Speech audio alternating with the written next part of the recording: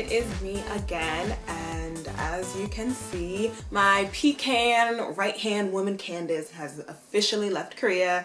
She's back in the civilized world doing adult things that I don't understand and don't want to do right now. Even though she's not here, I purposely wore the lipstick Ruby something from MAC. She knows I love matte lipstick because I got big old lips and I don't like the gloss on them. So she got me a matte lipstick, even though my mama's gonna see this and say, "You're beautiful, but that makeup is too much. Take it off." Sorry, Mom. So I wanted to do another video. I spent the other day just kind of thinking about, okay, if I did another video, what would I do it on? Now that Candace isn't here, and Candace was my close friend, and Candace this, and Candace that, and friend, ding! I can do a video on friends, specifically friends abroad. I've lived abroad in 2 different countries now. When I think of friends abroad, I think of 3 things. 1, friends of convenience. 2, friends back home.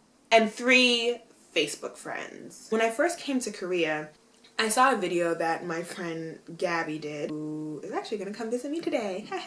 Gabby has a YouTube channel as well, like way more better YouTube videos than I do. I just said more better, and I'm an English teacher. Wow. She did a video on friends of convenience, and literally when I watched that video, it's like my whole universe just, like my mind exploded. I realized that everything that I had been frustrated about, that I couldn't verbalize when it came to friends abroad, the term friends of convenience literally embodied all of the things that I found difficulty with. Friends of convenience are something you get used to when you move abroad, but they're people who aren't necessarily, you know, in my opinion, your friends. They are people who you do kind of get along with. They make you smile. You're okay to pass the time with. And while you're both in the same country or city or space, you hang out.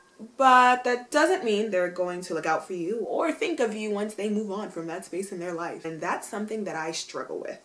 When I lived in Spain, I didn't have that term friends of convenience stuck in my head. I went to Spain when I was like 22. I was like, no, I'm gonna make tons of friends. This is like, you know, an environment where you're gonna build really significant bonds. I keep in touch with maybe like 3 people from Spain, if that.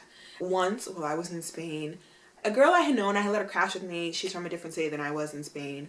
And then she ended up moving to my city. She was complaining about money. So I offered to her to stay with me in my studio apartment for 3 weeks for free. I helped her move her stuff to her apartment. So when I ring the bell, because I have her giant suitcase with me, she opens the door, peeks her head out and says, "Yeah?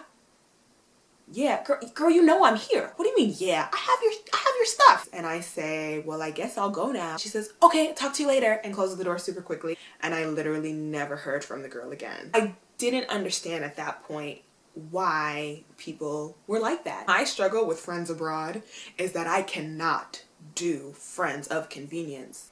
If I like you, I take a genuine interest in you and what you're about. We may not have a ton of things in common. Not every friend is for everything, and I understand that. But I know when I need them, they'll be there for me. Friends of convenience won't be there for you. Maybe, possibly, if it fits into their schedule. But they ain't gonna try. I can't do it. And don't be me. Like, do friends of convenience, because they'll make your time go by faster. I spend a lot of time alone. This is now my 10th month or 11th month in Korea. Finally now have met solid foundation of people. That took me 11 months to create, and most teachers go abroad for year contracts. Do friends of convenience. Don't be me. That brings me to number 2. That's not 2. Friends back home. I was not prepared for all of the feelings I would have about my friends back home. And I just thought, I'm gonna go leave, you know, I'm gonna move to Spain for a year and some change. And then I'm gonna leave again for another year and some change. And y'all are just gonna, you know, be waiting for me. Not. Like, I think when you move abroad, you do have to prepare yourself and be aware that while you're doing an amazing thing and you're on a great journey and your life is progressing, their lives are progressing too. Their lives will progress without you. When you're away and you can't be there, so you're missing just cool girlfriend moments. I'm 14 hours ahead of, you know, the East Coast. I'm living in the future.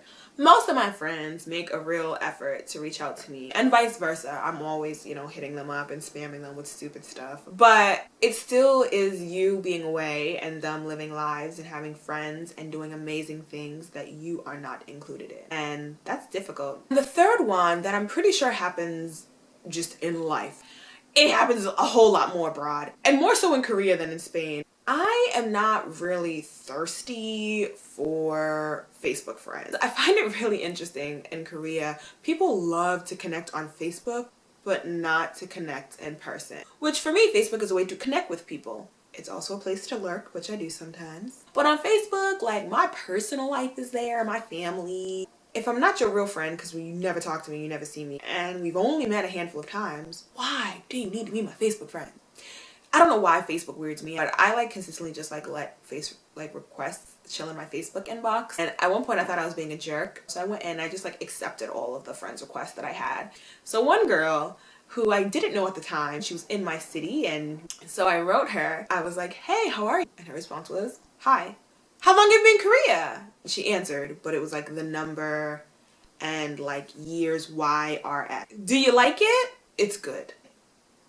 So I proceeded to unfriend very quickly. I've had people who have friend requested me and then met me again in real life and been like, oh, have I met you before?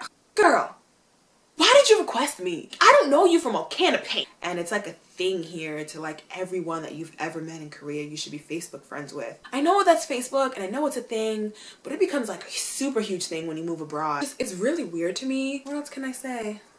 Now that it's warm outside, or sort of warm, getting warm, kind of warm, it's just not freezing, let's say. It's spring-ish. I'm going to be really excited to do more things and show you more things on my blog, somewherealways.com. I don't want to say it's a travel blog because I can't just take those deep pictures where you're looking away from the camera with like mountains behind you.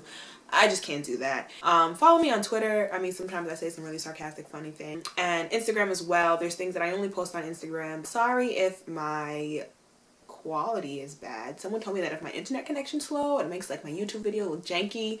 But subscribe, let me know if there's anything in particular you would like me to talk about. Leave a comment. My next video will probably be about dating in Korea. And thank you for watching. I really appreciate it. I literally thought that like 5 people would watch my videos, and more than 5 people have watched them. So mission accomplished. Goodbye.